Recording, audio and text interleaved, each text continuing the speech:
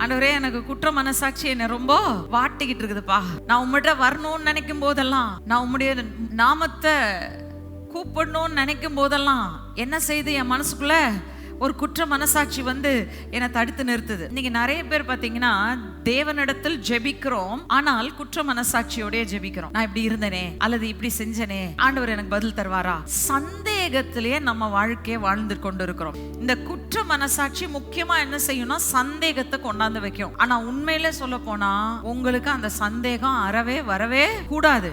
காரணம் என்ன? பழைய ஏற்பாட்டில் இருந்த தாவீதே இந்த பாவங்களை செய்தது பின்பு உணர்த்தப்பட்டு தேவனிடத்தில் வந்து மனம் திரும்பினானால் நிச்சயமா கிறிஸ்து இயேசுவின் இரத்தத்தின் வல்லமையை பெற்றிருக்கிற நீங்களும் நானும் தவறு செய்ய மாட்டோம். எங்கேயுமே நமக்கு கேரண்டி கொடுக்கல.